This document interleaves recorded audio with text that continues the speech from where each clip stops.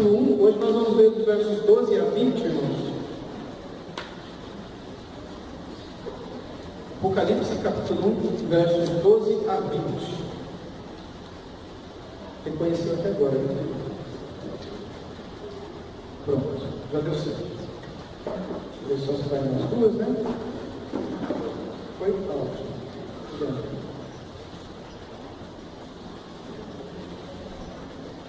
Muito bem, vamos ler o texto então, e aí em seguida nós voltamos estudando passo a passo esses versículos. Apocalipse 1, de 12 a 20.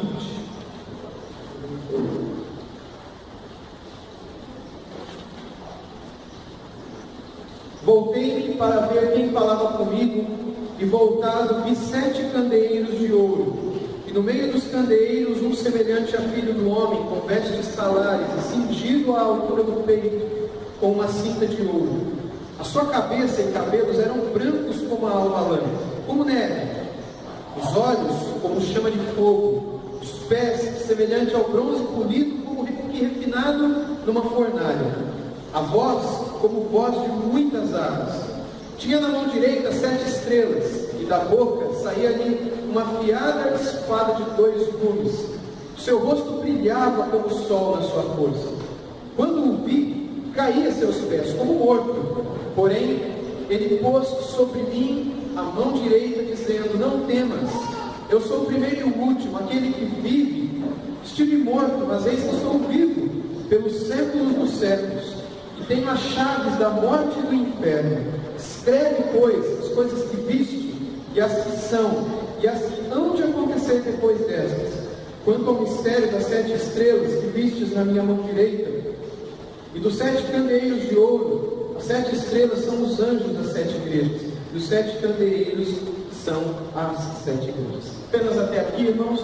Mais uma vez, esse tempo é um tempo de escola bíblica dominical, então você sinta-se à vontade para me interromper, levantar sua mão e fazer sua pergunta em qualquer momento, em qualquer tempo que você assim quiser, tá bom? Muito bem, pessoal, vamos começar então no primeiro versículo, versículo 12, que diz: voltei para ver quem falava comigo, e voltado de 7 candeeiros de ouro.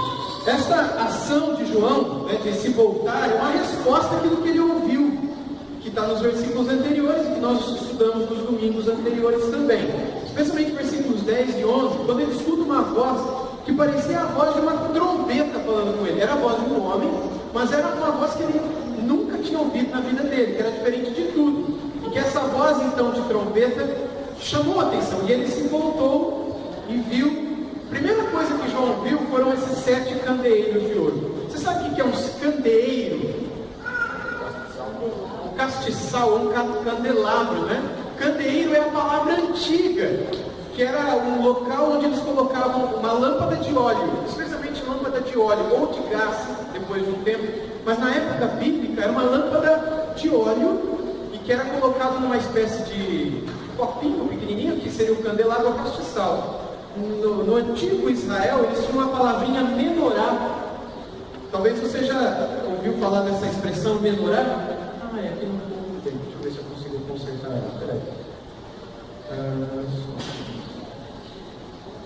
O menorá era aquele objeto, né, que inclusive muitas igrejas evangélicas possuem também no nosso tempo, que é aquelas 7 hastes, né? Ou 7 castiçais, como queiram, onde se colocava o óleo, e desse óleo então se ardia. Deixa eu tirar aqui, só um minutinho, irmãos, para vocês poderem ver o castiçal ao vivo.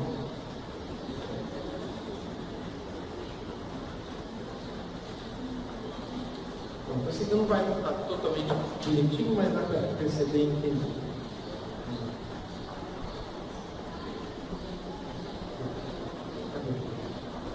Aí, foi. Agora foi. Esse daí é o candelabro dourado, ou candelabro de ouro. Essa é a tradução que é feita para o português. Nas Bíblias que nós temos em português, a expressão lá para a palavra menorá, se você for numa loja de artigos evangélicos ou católicos, e você disser: olha, eu quero um menorá para enfeitar a sala da minha casa, ele vai te dar aquele negocinho ali. Normalmente pintado assim, de ouro, mas não é ouro mesmo, lógico, né? É só douradinho, né? Menorazinho. Alguém aqui tem menorá em casa? Levanta a mão, pode falar, não é feio nem errado, viu? Mas ninguém tem. Vocês não são da geração gospel, então, ainda bem. Mas esse menorá é muito assim, querido pelo povo, principalmente o povo mais neopentecostal, que gosta muito das coisas do Antigo Testamento, da Arca da Aliança, de um monte de coisas do Antigo Testamento. Não tinha nenhum problema ter isso daqui, gostar disso aqui. Isso aqui é um elemento muito querido para os judeus do Antigo Testamento. Ele era feito lá no Antigo Testamento de uma única peça de ouro, era uma única peça dourada que era construído o menorá. Ele sustentava 7 lâmpadas de óleo, como eu já disse, e ele também era um símbolo da árvore da vida para os judeus. Era um dos utensílios do tabernáculo. Quando Deus chama Moisés e instrui Moisés que ele deveria construir uma tenda, um tabernáculo. Nesse tabernáculo deveria existir uma arca, deveria existir um menorá, que é esse candelabro de ouro. Esse menorá também era um símbolo de uma planta que ainda hoje existe em Israel, que ela tem esses 7 arcos também, 7 bracinhos assim, e um no meio. E essa planta é uma planta que inspirou os judeus da antiga aliança de 3.500 anos atrás, mais ou menos, a construírem isso daqui, esse utensílio, e ele ficava quase que na frente da Arca da Aliança, lá no tabernáculo, e também no Templo de Israel, construído por Salomão. Tinha ali no Santo dos Santos, né, no lugar santíssimo, melhor dizendo. Santo dos Santos não tinha nada, mas no lugar santíssimo, que era uma sala anterior ao Santo dos Santos, o Santo dos Santos não tinha nada, era uma sala vazia, tinha um véu enorme e grosso, e esse véu enorme e grosso separava o Santo dos Santos do lugar santíssimo. No lugar santíssimo tinha a mesa da propiciação com os pães sagrados, tinha também o propiciatório onde era derramado o sangue dos animais que eram sacrificados, também tinha a Arca da Aliança com os 2 querubins, onde Deus se revelava, aparecia a glória de Deus ali, ele falava com o sacerdote. Ali também estava o menorá que ficava ardendo noite e dia, queimando as lâmpadas, que era o símbolo da presença de Deus, da vida de Deus. Onde Deus está a vida. Então o menorá, ou o candelabro de ouro, ele era muito precioso para os judeus, e tinha uma simbologia muito forte. Era o símbolo do calor, era o símbolo da vida. Se você morre, seu corpo fica frio. Se você renasce, o seu corpo é reacordado, ressuscitado, o seu corpo volta a ter o seu calor natural, o corpo humano. E esse calor, simbolizado também pelo fogo, pela vida, era algo simbolizado por esse menorá. E é isso que João, essa é a primeira visão que João tem no Apocalipse, no versículo 12. Quando ele se volta, ele ouviu uma voz que parecia trombeta, ele vira para trás, a primeira coisa que ele vê é isso daqui. Vi 7 candeeiros de ouro. Se você contar as hastes, são 7. 7 é o número da perfeição, e é o símbolo da vida, então é o símbolo da vida perfeita. Só em Deus o homem encontra a vida perfeita. A visão então desses 7 candelabros de ouro, ou do menorá, esses 7 candeeiros aí de ouro, para um judeu, João era um judeu, remontava o templo de Israel, remontava a presença de Deus, remontava o sumo sacerdote, porque só o sumo sacerdote podia ver isso daqui. João não era o sumo sacerdote, mas agora o véu foi rasgado, não havia mais sumo sacerdote, só tem um sumo sacerdote que é Jesus, e Jesus chama todo mundo para dentro.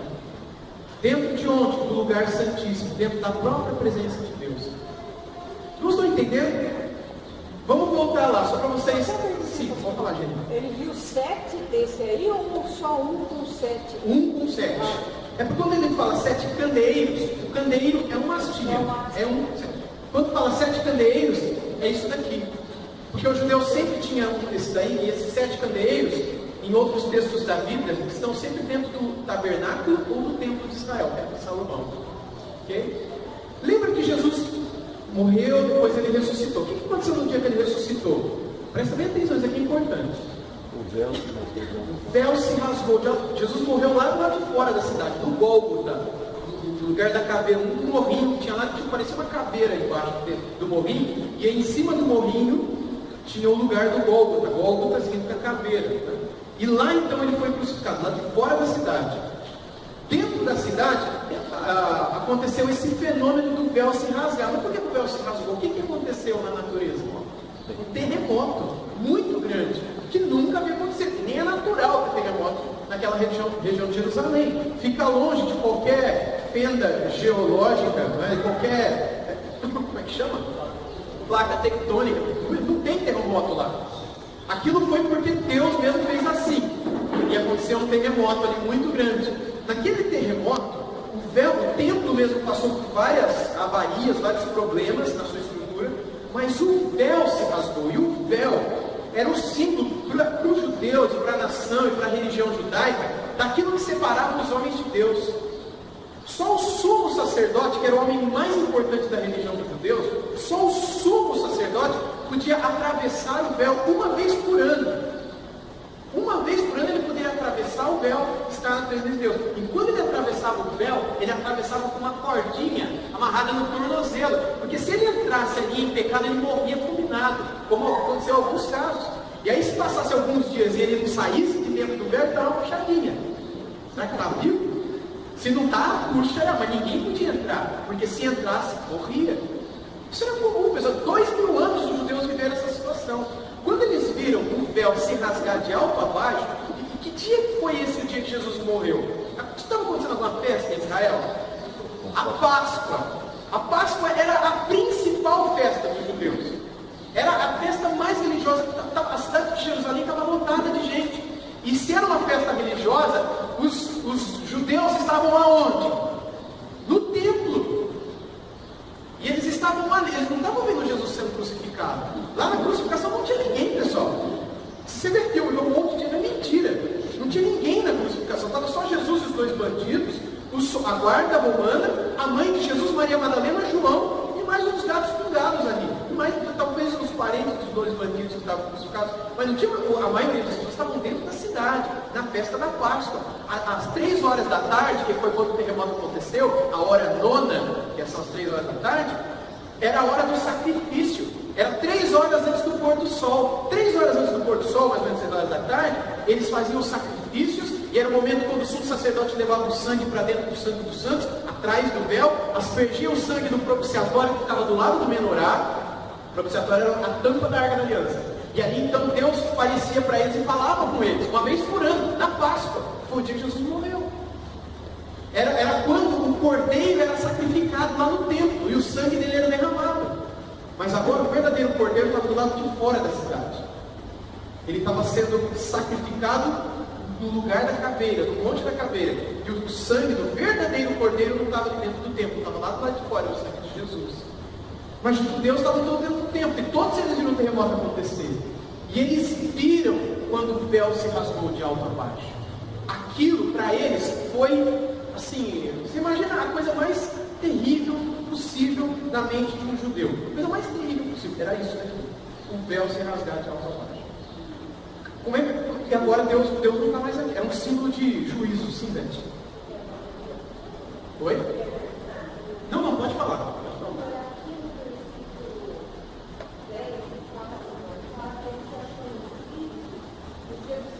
Isso. O dia do Senhor é esse dia aí que você está falando? Não. Eu sempre sei que esse dia do Senhor é uma coisa que está lá no Antigo Testamento. Aí eu vi que você colocou a semana passada para isso.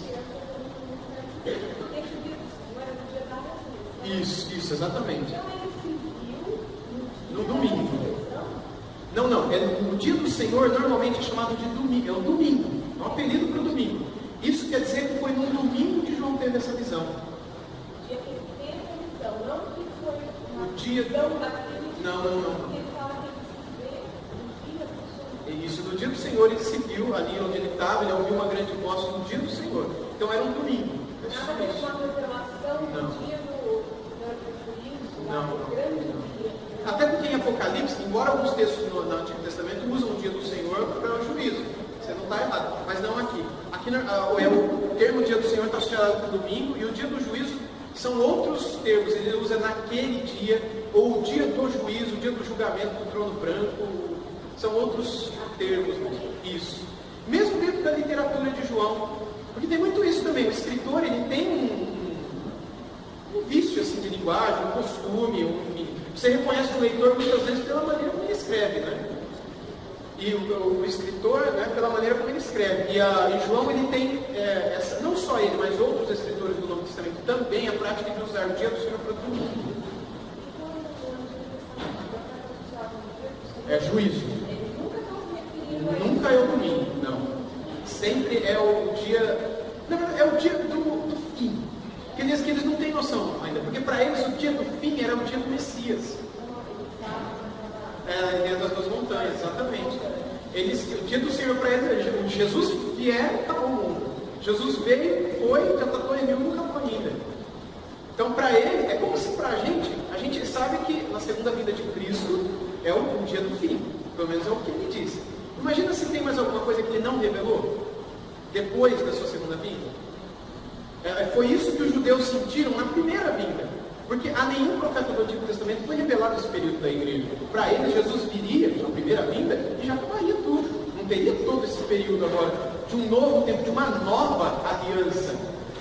Não passava pela cabeça deles a ideia de que Deus faria uma outra aliança com gente que nem judeu era. Isso para os judeus foi um escândalo assim. Né? E isso tudo aconteceu no dia que o véu se rasgou, demonstrando em tudo. Jesus tinha dito que todas essas coisas aconteceriam, né?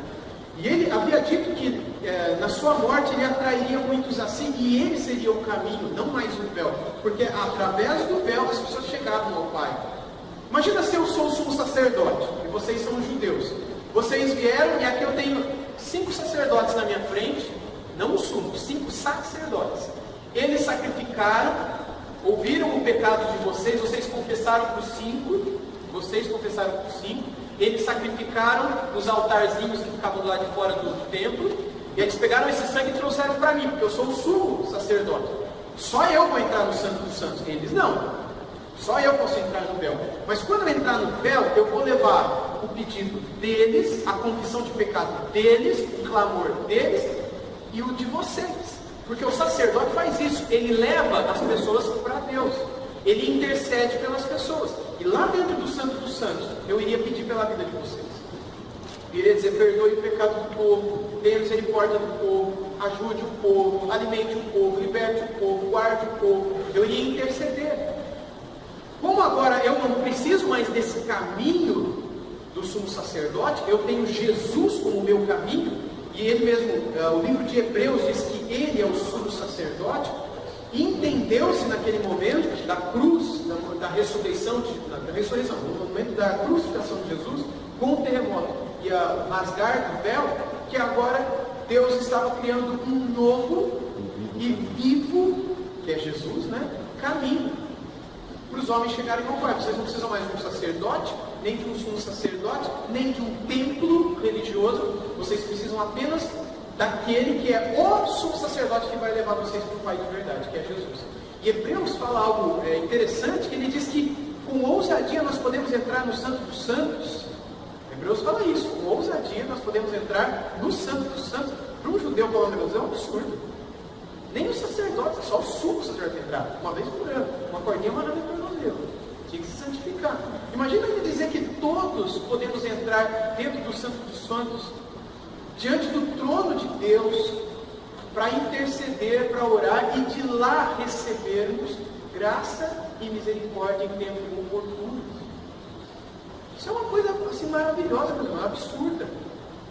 Sim, Mateus. A crucificação foi algo assim noticiado que os judeus tivessem que associado no momento da crucificação. Noticiado não, mas como foi no dia anterior da Páscoa, no dia anterior da Páscoa ali mesmo, a cidade estava cheia de gente e todo mundo viveu aquele momento de julgamento de Jesus. E todos aqueles que estavam ali no templo agora sacrificando, na hora nona, eram aqueles que na noite anterior, na madrugada anterior, haviam gritado, crucifica-o. Porque o grito crucifica-o se deu por volta das 5 da manhã, 4, 5, mas às 6 da manhã, por aí. Ele foi pendurado na cruz às 9 da manhã. Às 9 da manhã ele foi pendurado na cruz. Entre as 6 e as 9, 6 e as 8, porque ele teve todo aquele momento da via crucis, né? Da via dolorosa, em que ele saiu do pátio de Pôncio Pilatos, o governador, e atravessou a cidade até chegar lá de fora do Gólgota.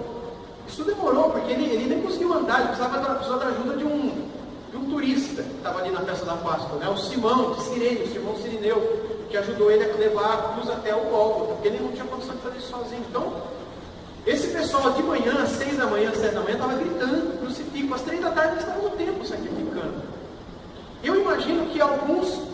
associado. Mas não tem como a gente saber porque nada está escrito. A única coisa que está escrito, Mateus, é o centurião, o cara que foi o responsável pelo cumprimento da pena de morte. Era o agente responsável, o agente policial ali, responsável pela execução da pena de morte dos três, Jesus e os dois bandidos, né? Ele, quando aconteceu a meio-dia, o que aconteceu? Vocês lembram? Ficou uma escuridão, trevas absoluta. Trevas absolutas. Você imagina agora, meio-dia? Trevas absolutas. Às 3 da tarde acontece o terremoto, no exato momento em que Jesus disse: está consumado.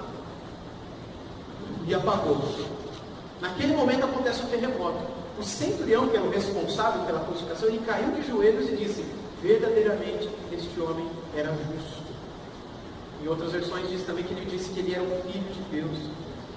Ele reconheceu que não era um cara. Lógico que ali o Espírito Santo deve ter tocado nele para que ele reconhecesse isso, né?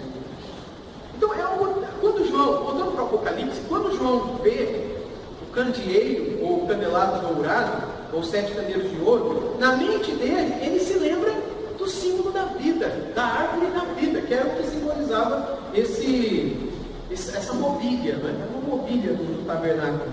E ele sabia que se tratava de uma revelação de que aquele que falava com ele, a primeira coisa que ele viu foi o menorá, os 7 candeeiros de ouro. Quem está falando comigo é a própria vida. Ele se lembrou do que tudo isso simbolizava na história dos judeus. Aí versículo 13, Apocalipse 13: e no meio dos candeeiros, um semelhante a filho do homem, com vestes talares e cingido à altura do peito com uma cinta de ouro. No meio dos candeeiros, ele viu um semelhante a filho do homem. Era um homem. Era semelhante a um filho do homem. Não era um homem. Não era eu, Marco, Cláudio, assim. Era um homem. Só que parecia. Estava em 2 pernas, 2 braços, um tronco, uma cabeça, cabelos, mas não era um homem normal. E ele começa a dizer, ele estava no meio dos candeeiros. Isso é importante porque mais para frente João vai receber a revelação do que significam os candeeiros. Alguém se lembra no texto? A gente leu o texto. Isso, os candeeiros significam as igrejas. Foi Jesus que disse isso. No meio dos 7 candeeiros, ou seja, no meio das igrejas. Porque o candeeiro, na linguagem do Apocalipse, significa igreja, o povo de Deus reunido. É um símbolo de vida. Agora você associa tudo aquilo que era o símbolo do Antigo Testamento do candeeiro, e agora Jesus está falando, o candeeiro simboliza a igreja. Volta no versículo 20, você vai ver o que Jesus fala lá no 20. Alguém leia para a gente, voz bem alto, o verso 20. Quanto ao mistério das 7 estrelas, que viste na minha mão direita, e aos 7 candeeiros de ouro, as 7 estrelas são os anjos das 7 igrejas, e os 7 candeeiros são as 7 igrejas. O que são os 7 candeeiros? São as 7 igrejas. O que significa o número 7 no Apocalipse? A gente viu domingos atrás. O número da perfeição, o número do completo, do total, né? Do total do quê? Das igrejas. Ou seja, 7 candeeiros significa 7 igrejas. 7 igrejas significa todas as igrejas. A perfeição, o total. As igrejas todas, completas, não só as vivas e as mortas também. Quem são as igrejas mortas? São as pessoas que já morreram. E a igreja não é preta, é você. Pessoas que já estão com o Senhor são a igreja morta, ou a igreja invisível, que está viva, mas está morta aos nossos olhos. No meio de tudo isso está quem? Está esse que parece com um homem, que João fala, no meio dos 7 viu semelhante ao homem. E aí fala que ele tinha vestes talares. Essas vestes talares, pessoal, eram vestes compridas que chegavam até na ponta dos pés. Tem alguma versão diferente? Ao invés de vestes talares, semelhante ao filho do homem, com vestes talares? Ok, então é túnica. Isso. Você já viu uma túnica? Foi? Uma roupa comprida. Uma toga. Já viu aquela toga genebrina, não é? Aquelas togas que vão a batina também, batina é um pouco diferente. Mas aquela roupa que vai até nos pés, aquele manto, um antigo manto sacerdotal. E aí fala que ele estava cingido. O que significa cingido? significa amarrado com um cinto. Eu estou cingido hoje de manhã. Estou amarrado com um cinto. Cingido significa atar com um cinto. Só que o texto aí fala que esse cinto era de ouro e estava amarrado na altura do peito. Tenta imaginar então um homem, ou algo que se parece com um homem, vestido de uma roupa que vai até os pés. Estão imaginando? Na altura do peito, um cinto dourado que estava amarrado. É isso que João viu. E esse homem estava no meio disso daqui. E aí ele continua. Essa é a figura, eu vou mostrar um texto aqui para vocês, não sei se vocês lembram, de Daniel, o profeta Daniel. Ele teve uma visão de alguém que ele chamou de o ancião dos dias, ancião de dias. É a mesma visão. Mas olha no versículo 14 da sua Bíblia por enquanto, porque a gente lê esse texto aqui. No verso 14, como é que está? A sua cabeça e cabelos eram brancos como a alva lã, como neve, os olhos como chama de fogo. Olha o que está aqui em Daniel 10, 6. O seu corpo era como berilo, o seu rosto como um relâmpago, os seus olhos como tochas de fogo, e os seus braços e os seus pés brilhavam como bronze polido, e a voz de suas palavras era como o estrondo de muita gente. João falou que parecia com som de trombeta. Aqui ele está falando que parecia a voz daquele que falou com ele, Daniel, antes de Cristo, 500 e tarará antes de Cristo. Parecia com o estrondo de muitas águas. Imagina o som de uma cachoeira batendo bem forte na pedra. Algo parecido com isso. No verso Daniel 7,9 está assim. Está aqui na TV para vocês verem. Continuei olhando. Isso é o profeta Daniel, tá? O profeta Daniel viveu aproximadamente 700 anos antes de João. 700 anos antes do Apocalipse ser revelado. Continuei olhando até que foram postos os tronos. E o ancião de dias se assentou. Sua veste era branca como a neve, e os cabelos da cabeça como a pura lã. O seu trono eram chamas de fogo, e as suas rodas como eram fogo ardente. Daniel está tendo uma visão de Cristo, lá no Antigo Testamento. A mesma visão que João está tendo no Apocalipse, 700 anos depois dele. O cabeça e o cabelo, segundo a visão de Daniel e de João, eram brancos, como a pura lã. O que significa isso? Até mesmo os olhos, né, como tochas de fogo, ou como chama de fogo, como está em Apocalipse. Isso daqui, pessoal, é simbólico também. A pureza, ela é retratada na alvura da cabeça, na branquidão da cabeça. A cor branca é simbolizada com pureza. Branca é simbolizada como uma coisa que está limpa, alguma coisa que é alva, né? Essa é a ideia. Imagina uma bacia com neve, um tanque cheio de neve, e de repente você faz um cortinho, daquele que você faz para medir diabetes no seu dedo, e solta uma gota de sangue. Aquela gotinha vai alterar todo o brilho, toda a cor daquele tanque de neve. Agora você imagina que aquilo tudo volte a ficar branco. A ideia da brancura dentro da linguagem apocalíptica, dessa linguagem simbólica, significa pureza. Quando diz que a cabeça e os cabelos são alvos como a lã ou como a neve, significa que ele vê pureza nesse homem, nessa autoridade. E aí os seus olhos são como tochas de fogo. Qual é a função do fogo? A função do fogo é purificar. Dentro dessa linguagem aqui. Se você pega o ouro, e ele está falando de uma linguagem bem preciosa assim, e você arranca o ouro lá do riacho, ou do lugar onde você pegou a pepitazinha de ouro, aquela pepitazinha ela vai vir suja, ela não vai vir bonitinha, assim, polida, às vezes nem brilhando ela não vem. Mas o que o ourives faz? Ele pega aquela pepita, ele leva no fogo e deixa lá até que as escórias caiam, a escoriação caia, que é a impureza, que é a sujeira.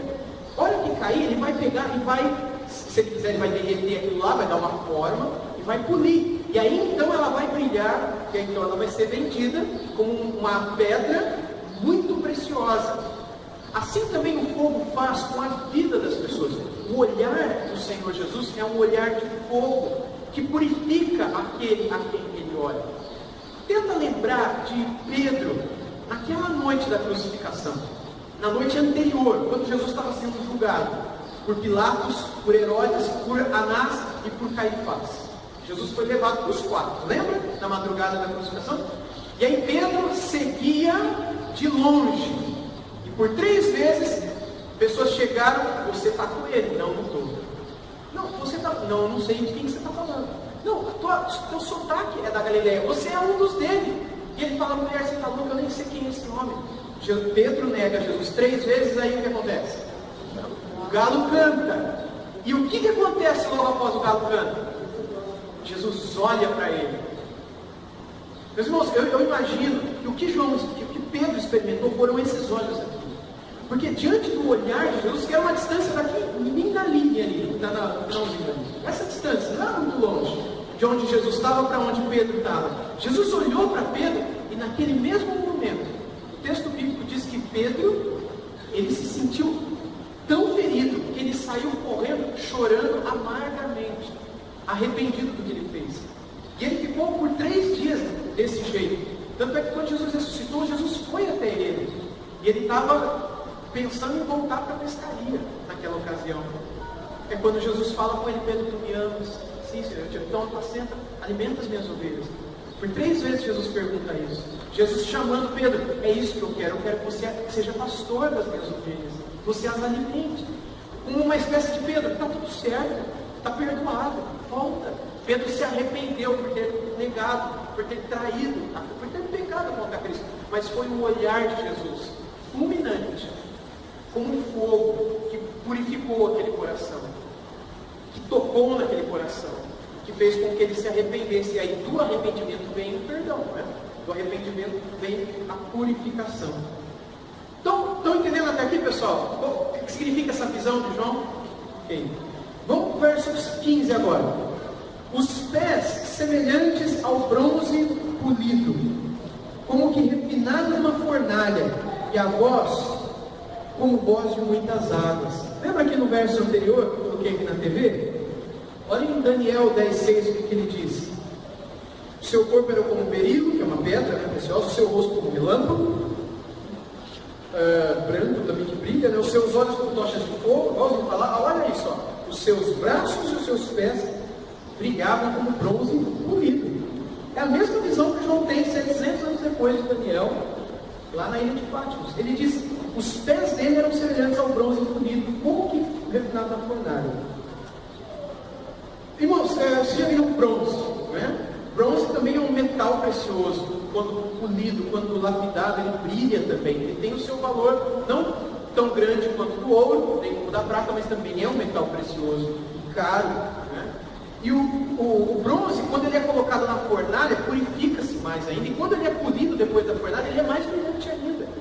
Ele é semelhante, mas não igual, ao ouro. O bronze era muito precioso naquela época. Ainda hoje, tem um bandido que rouba bronze, né? A fio de bronze, para vender na sucata e ganhar um dinheirinho, né? O bronze era muito precioso naquela época. Agora, os pés desse homem, que é o Senhor Jesus, pareciam bronze polido. O que significava o pé na mente de um judeu? Vocês lembram?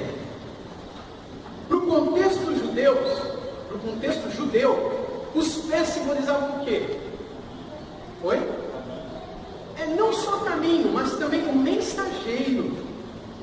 O mensageiro é associado com os pés. Tem um verso no Antigo Testamento, lá em Isaías 52, 7. Vocês conseguem ler aqui? Vamos ler todos juntos? Que formosos são sobre os montes os pés dos que anunciam. Obrigado, vamos continuar. Que faz ouvir a paz, que anuncia coisas boas, que faz ouvir a salvação, que diz a Sião, teu Deus reina. Por que ele fala que os pés de quem prega as boas novas são bonitos? O que tem a ver o pé com o evangelho? Fica olhando para o pé do pastor, fica olhando para o pé do cidadão? Não. Mas porque dentro da mente dos judeus, do contexto dos judeus, os pés eram o símbolo do mensageiro. O símbolo do mensageiro hoje é isso daqui, ó. Se você quiser fazer uma arte, um desenho que simboliza a pregação, você faz o quê? Ou você faz um microfone, ou você faz um púlpito, ou você faz um homem falando. Naquela época era o pé. Era o contexto oriental judeu de milênios atrás, não é o nosso contexto. Mas quando ele fala isso, ele sabe que se trata de um mensageiro precioso. Essa é a ideia. O livro de Daniel, quando ele descreve o sonho do rei lá, né? Os pés são de barro. Mas é uma outra visão. Mas tanto em relação... Não, é outra, aquela lá é outra imagem. Tem várias visões lá em Daniel. Isso. Como mensageiro. Isso, exato. Ótimo. Na visão de Daniel, simboliza os governos humanos, né? Que o último governo que existirá entre os homens serão frágeis como o barro. Isso, que eles cheios de conexões, porque os 10 dedos seriam 10 governos, aí não se sabe se é 10 mesmo, se é um número simbólico. O Daniel também é apocalíptico, a literatura é toda simbólica de Daniel, mas nessa outra visão de Daniel significa os governos do tempo final, que serão fracos, que serão destruídos como foram todos os anteriores, quando for solta uma pedra que virá do céu, uma rocha que virá do céu e esmagará todo o governo humano e instituirá um novo reino que nunca terá fim. E essa rocha é o próprio Cristo, né? Que vem e destrói todo o governo humano, toda tentativa humana de se colocar no lugar de Deus para governar as pessoas, e governará para todos sempre. Não tem a ver com mensageiro nesse contexto. Existe algumas traduções cobre e algumas traduções bronze. Na versão original é bronze. É bronze. Porque o bronze é a mistura de cobre e estanho. Não, então, mas eu não sei. Eu sei assim. Eu não sei o que mistura é, mas na língua original, que eu li para preparar aqui, a palavrinha lá, todos os dicionários é bronze, puro. Existe um bronze puro? Existe, né? Não existe? O bronze é mistura. É uma língua, um valor químico. Mas o termo lá é bronze, então é isso. Essa língua aí. Na entrada do shopping, de um dos shoppings lá em Ribeirão Preto, tem uma estátua de bronze que um artista fez. Aí ele pegou, fez essa mistura e depois confeccionou a sua obra. É isso? Ok. Então é isso. Mas todos os termos lá referem-se a isso. Referem-se a bronze. Falar de Jesus. Então a figura do pé, pessoal, tem essa figura de um mensageiro, né? Daquele que leva. E esse homem que João estava vendo, era um mensageiro? É óbvio que era. A pessoa do Senhor Jesus é um mensageiro. Lembra lá de Romanos também? Romanos 10, 15? Eu acho que eu não coloquei aqui. Deixa eu ver. Não, eu não coloquei. Que diz que como pregarão se não forem enviados? E como está escrito, quão formosos são os pés dos que anunciam coisas boas, ou o Evangelho, ou boas novas. Está lá em Romanos 10, 15. Paulo lá em Romanos está citando Isaías 52, 7. Então, essa figura que ele estava vendo. Vamos continuar olhando para o texto agora. Aliás, tem um outro verso aqui que eu acho importante. Esse daqui, ó, Ezequiel 43, 2, que diz assim: E eis que do caminho do Oriente vinha a glória do Deus de Israel, e a sua voz era como o ruído de muitas águas, e a terra resplandeceu por causa da sua glória. Veja, a sua voz como o ruído de muitas águas, lá em Ezequiel. Quando você olha para Apocalipse, verso 15, 1:15, no finalzinho está que a sua voz era como voz de muitas águas. Você pode permanecer sempre em Apocalipse, eu vou citando os textos paralelos aqui nas TVs, tá?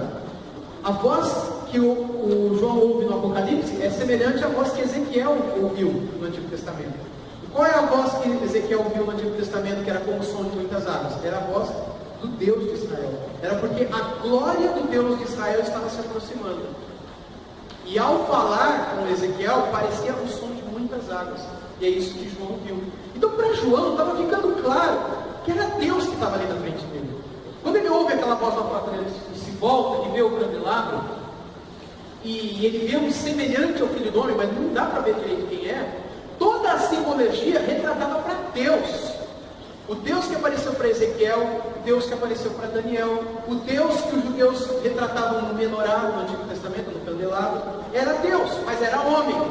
Se era certamente homem, se era certamente Deus, ficava claro que quem estava ali por trás dos candeeiros, e no meio dos candeeiros, era o próprio Jesus Cristo, que João conheceu pessoalmente, que João tocou, que João sentou do lado dele na última ceia, que João viu no Monte da Transfiguração. O mesmo Jesus que João viu, com quem Jesus comeu, com quem João dormiu, era o Jesus que estava ali diante dele. Mas não parecia o mesmo homem, porque ele estava na sua forma totalmente gloriosa, aparecendo numa visão. Verso 16 agora, continuando o texto. Tinha na mão direita 7 estrelas, e da boca saía de uma afiada espada de 2 gumes. O seu rosto brilhava como o sol na sua força. O texto aí diz então que as mãos de Deus, na sua mão direita estão as 7 estrelas. O que significa as mãos de Deus também? Porque Apocalipse é todo simbólico, não é? O que significa as mãos de Deus? Lembra do Antigo Testamento? O que significa a mão de Deus? Um lugar de abrigo, refúgio, proteção, segurança. Às vezes não é mão, às vezes é asa. Às vezes Deus fala debaixo das minhas asas. A asa é a mão da ave lá, né? Que coloca os seus pintinhos debaixo das asas para aquecê-los e protegê-los e alimentá-los. Quando ele diz aqui, na sua mão direita, 7 estrelas. Então, a mão é um lugar seguro para se estar. Simboliza também perdão, justificação, posse, segurança, né? Todas as mãos de Deus. E o que é que está nas suas mãos? 7 estrelas. Também no verso 20 ele explica o que são as 7 estrelas. Outra pessoa leia para a gente em voz bem alta novamente o verso 20. Mistério das 7 estrelas que viste na minha mão direita, e os 7 candeeiros de ouro é este. As 7 estrelas são os anjos das 7 igrejas, e os 7 candeeiros são as 7 igrejas. Então, quem são as 7 estrelas que estão na mão de Jesus? 7 anjos das 7 igrejas. Quem são os 7 anjos das 7 igrejas? São os pastores dessas igrejas. Então, estes são os anjos das 7 igrejas, ou seja, os pastores delas, e Jesus está no meio da igreja, das igrejas, porque ele fala que ele está no meio dos candeeiros, e no meio dos candeeiros, passeando por entre os candeeiros, ele tem os pastores em suas mãos. O texto continua dizendo que da sua boca saiu o quê? Uma espada afiada de 2 gumes. É óbvia e autoexplicativa a presença da palavra de Deus no contexto da igreja e dos pastores. Os candeeiros são as igrejas, as estrelas são os pastores. Jesus está no meio dos candeeiros com as estrelas nas mãos. Jesus está no meio das igrejas com os pastores em suas mãos. E da boca de Jesus sai a palavra de Deus, a espada afiada de 2 gumes. A espada poderosa, tanto fere quanto cura. Ela tanto mata quanto dá vida. Ela tanto condena quanto salva. Pelos 2 lados ela corta. Se eu pregar o evangelho para você, esse evangelho pode tanto te salvar quanto te condenar. Porque essa espada, ela corta de 2 maneiras. Tanto para matar quanto para salvar. Tanto para justificar, dar a vida eterna, quanto para jogar para a morte eterna. Sim. Esses pastores que você falou são pastores homens? Homens, líderes de igrejas locais. Eu tenho uma menção aqui que ele fala assim, eu não pude vir anjo, isso uma oração, quando ele estava lutando, mas é um anjo mesmo, fala com Daniel. Ah não, com Daniel sim, é outro contexto. Não são, porque não são anjo, porque no capítulo seguinte, capítulo 2 e 3, o próprio Jesus vai dizer quem são os anjos, os 7 anjos das 7 igrejas. Os 7 anjos das 7 igrejas são os mensageiros, os responsáveis pela pregação da palavra naquelas 7 igrejas. Humanos. É porque os anjos não apareciam para falar com a igreja. Eram homens. Porque a palavra angelos, o grego, significa mensageiro também. Essa é uma opinião minha. A tradução anjo aqui não é uma tradução boa. Deveria ser mensageiro. Os 7 mensageiros, 7 estrelas são 7 mensageiros aí mesmo. Porque ficaria mais parecido com o nosso contexto. Porque você fala que o pastor é um anjo, dá uma ideia meio esquisita, né? Mas anjo no sentido de ser aquele que é um trabalhador. Lembra de Apocalipse? Não, Hebreus 1 fala lá que os anjos são espíritos ministradores, trabalhadores, enviados a serviço dos que hão de herdar a salvação. Então os anjos são seres em serviço da vontade de Deus. Os anjos, esses mensageiros, esses pastores aqui das 7 igrejas, que simbolizam todos os pastores de todas as igrejas, também são mensageiros da espada de 2 gumes e que estão a serviço de Deus, prestam contas a Deus, que são enviados por Deus para pregar o evangelho, onde quer que seja. Então essa é a ideia. Nesse contexto aqui são os pastores. Então é a palavra de Deus que está aí nesse ambiente, que procede da boca de Jesus, e é curioso que se procede da boca dele, faz parte dele. A palavra de Cristo é o próprio Cristo. E lembra que João, mesmo João, esse João que escreveu isso aqui para a gente, Apocalipse, quando ele escreveu o Evangelho de João, no capítulo 1 ele fala sobre essa palavra. que é a espada. E ele fala que essa espada, ou essa palavra, ou esse verbo, se fez carne e habitou entre nós. Isso é muito legal, pessoal, muito legal. Porque tudo aquilo que os judeus acreditavam, a palavra de Deus, o verbo de Deus, a letra, a lei. João está dizendo, isso tudo agora encarnou. É a mesma coisa que você pegasse a Bíblia e dissesse, isso daqui se fez carne. E a própria palavra começou a falar e andar, e tinha braço, cabeça, cabelo. A palavra se encarnou. E aqui João está dizendo isso, que ele é a mesma palavra. Que da sua boca sai essa palavra, né? Essa espada afiada de dois gumes. Mais uma vez, a linguagem é apocalíptica, é uma linguagem figurada que simboliza isso tudo, né? Então, aí o texto termina no versículo 16 dizendo que o seu rosto brilhava como o sol em sua força. Lembra lá de Mateus 17:2? Abre lá em Mateus 17:2, por favor. Esse texto eu não coloquei aqui. Mateus 17:2. Quem achar, leia pra gente, por favor.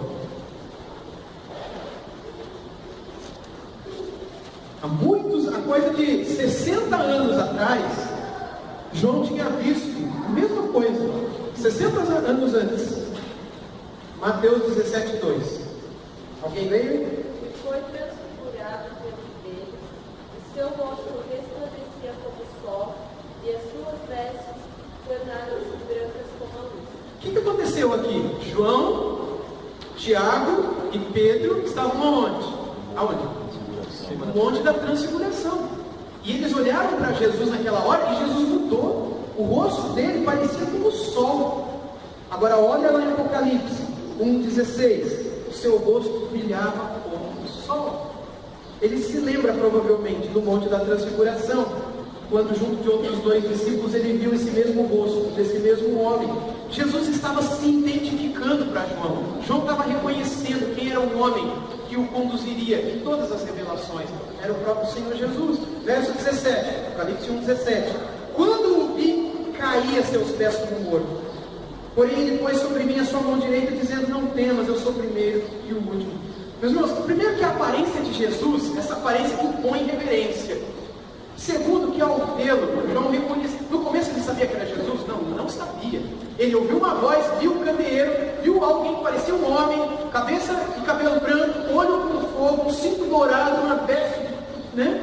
Tudo diferente. Mas aí ele começa a perceber algumas coisas. A hora que ele percebe de fato quem é, ele cai aos seus pés. É gradual essa revelação. Porque ele reconhece que é Jesus que está ali na frente dele. Todo diferente, mas é Jesus. Quando a gente está diante de Jesus, a gente cai aos seus pés. Foi a mesma reação que Ezequiel e Daniel tiveram quando viram Jesus no Antigo Testamento. Olha Ezequiel 1:28. Como o aspecto do arco que aparece na nuvem em dia de chuva, assim era o resplendor em redor. Esta era a aparência da glória do Senhor. E vendo isto, caí com o rosto em terra e ouvi a voz de quem falava. Não parece com João Apocalipse? Agora veja Daniel, quando ele viu isso também. Daniel 10:9. Contudo, ouvi a voz das suas palavras e ouvindo-as, caí sem sentidos, rosto em terra. Rosto em terra. Cai para frente, ajoelhado, não para trás, como tem acontecido ultimamente. Com reverência. Isso é interessante também, meus irmãos. Ele se apresenta aqui depois dessas palavras como o primeiro e o último, o alfa e o ômega.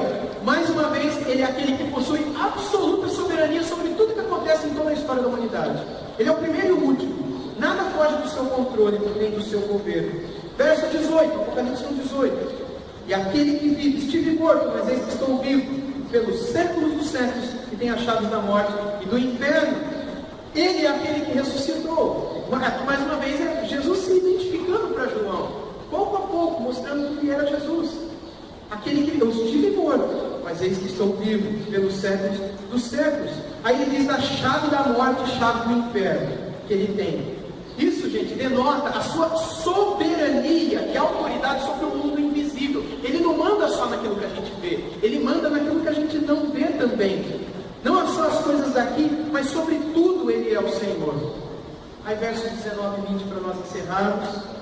Escreve, pois, essas coisas que viste, e as que são, e as que hão de acontecer depois dessas. Quanto ao mistério das 7 estrelas que vistes na minha mão direita e dos 7 candeeiros de ouro, as 7 estrelas são os anjos das 7 igrejas, e os 7 candeeiros são as 7 igrejas. Suas últimas palavras aqui são de ordem para que João não deixasse de escrever o livro. Tudo que ele ouviu, tudo que ele viu deveria ser posto no livro. Escreve no livro e envia esse livro para as 7 igrejas: Pérgamo, Tiatira, Esmirna, Éfeso e Laodiceia, Éfeso e etc. As 7 igrejas lá.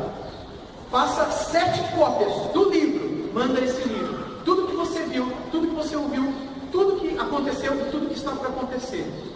Essa é a ordem. Pela vontade de Deus, meus irmãos, essas palavras e o livro chegaram até nós hoje. Até nós hoje.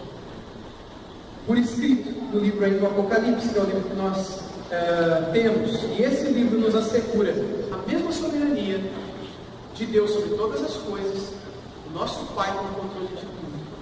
A mesma garantia. E a outra garantia, o mesmo Jesus, o mesmo homem, está no meio do seu povo. Porque nós não somos diferentes da igreja de Laodiceia, ou da igreja de Tiatira, ou da igreja de Filadélfia, ou de Sardes, ou de Éfeso, ou de Esmirna, ou de Pérgamo. Parece que faltou? Sardes também. Nós não somos diferentes. Nós somos a igreja de Araraquara. Uma parte dela, aqui na nossa cidade. E o mesmo homem continua no meio do seu candeeiro. E essas palavras nos asseguram que a mesma presença está entre nós. Cristo entre as suas igrejas, é Ele quem sustenta, entre o seu rebanho, no meio daqueles que Ele comprou com o seu precioso sangue sobre a cruz do Gólgota. Em suas mãos estão os mensageiros dessas igrejas, responsáveis pela fiel, correta administração do alimento do rebanho. E estes são co-pastores com Ele, que é o bom pastor. E estes, quando são co-pastores fiéis, são pastores que estão em suas mãos. Agora, quando estes mudam o Evangelho, Jesus os tira de suas mãos. Paulo falou isso para os Gálatas. Se ele mesmo viesse pregar um outro Evangelho, que ele seria amaldiçoado por Deus. Os próprios anjos. O Evangelho de Cristo. Porque é Cristo quem nos muda, é Cristo quem nos liberta, é Cristo o sumo sacerdote que nos leva para a sala do trono, para o Santo dos Santos, para o lugar santíssimo. Só dele que nós precisamos. Ele é o novo e vivo caminho. Ele é o bom pastor. Nós somos as suas ovelhas. Existem os pastores humanos que estão em suas mãos e ele está entre o seu povo. Da sua boca sai a sua palavra e tudo que está escrito aqui, meus irmãos, é para o nosso conforto, é para a nossa segurança, de que nada mudou, de que ele permanece o mesmo, e de que as coisas que estão para acontecer não devem ser de temor nosso. As coisas que a gente já vê acontecendo, a profunda desumanização da família, onde filhas e filhos matam seus pais com uma tranquilidade e frieza, onde pais entram numa seita e matam filhos e fritam numa panela e comem na janta, como aconteceu em Olinda. Não foram pais, foram um grupo de pessoas ali, né, que foram condenados recentemente. Assim, uma frieza onde pais matam filhos também, esposas matam maridos, cortam em pedacinho, colocam numa mala, descem no elevador e jogam no rio. A profunda desumanização da vida. Jesus falou que isso aconteceria no tempo do fim. Aconteceu o que aconteceria, disse que aconteceriam terremotos, tremores de terra, como nunca existiu na história da humanidade. A gente está vendo isso. Disse também que aconteceriam guerras e rumores de guerras, como nunca existiu. A gente vê isso acontecendo também. Tudo bem que hoje a gente tem mais mídia, mais internet do que nunca antes na história da humanidade. Mas também nunca antes existiu tanta guerra espalhada em tanto canto. E tanta violência, e tanta morte, e tanta fome, e tanta tragédia natural como hoje. Mas isso deveria assustar o seu povo? Não. A garantia dos desastres do fim dos tempos, a garantia que ele está dando para o seu povo é: eu estou no meio de vocês. Vocês não têm o que temer. Eu sou a luz no meio de vocês. E eu sou aquilo que faz com que vocês iluminem, porque vocês são o candeeiro de ouro. Vocês são a luz do mundo. E vocês não podem se esconder, vocês vão brilhar. Toda essa palavra, então, de Apocalipse 1, 12 a 20, nos ensina que Ele está conosco. Ele está em nosso meio. E Ele estará todos os dias até a consumação dos séculos. Por mais que nós venhamos a passar dificuldades, tribulações, lutas, como povo, ou como família, ou como indivíduo, como pessoa, nós não temos o que temer, porque Ele continua no nosso meio. A sua palavra continua saindo da sua boca e continua sendo administrada por aqueles que estão em suas mãos, que são responsáveis por essa pregação. Então isso tudo é conforto que o Senhor Jesus dá para nós, para que a gente siga firme enquanto todas essas coisas não chegam ao seu fim. Amém?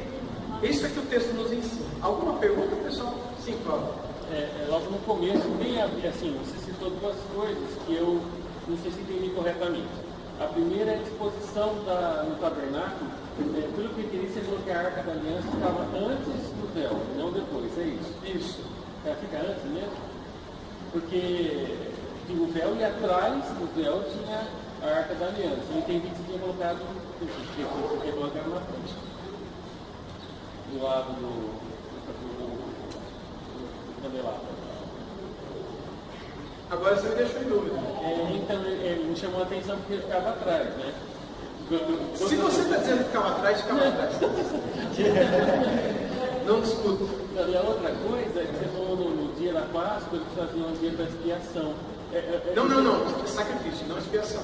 E tinha o dia da expiação também. Porque para entrar no Santos dos Santos tem que ser só um dia. O dia da expiação, não da Páscoa. Eu não sei se é o mesmo dia. Não, é dia diferente. Você tem razão, é dia diferente. Não é isso que eu quis dizer. Se eu falei isso. Não, eu entendi, posso ter pegado um pouco errado. E nesse caso, a expiação era o dia da expiação. Não. Você vê porque Jesus estava fora do arraial. Na realidade era, mas não no calendário judeu, digamos assim. Né? Deixa eu estar abrindo aqui uma foto que me lembra disso. Mas eu realmente, agora você me deixou em dúvida. Eu vou pesquisar isso e vou trazer semana que vem. Tá bom? Aí eu vou trazer uma imagem aqui do tabernáculo para vocês verem direitinho como é que é. É até bom você ter dito isso daí para poder. Aí vocês vão ficar uma semana em dúvida. Ou vocês vão no Dr. Google para poder. É que aqui eu acho que ele vai demorar para vir.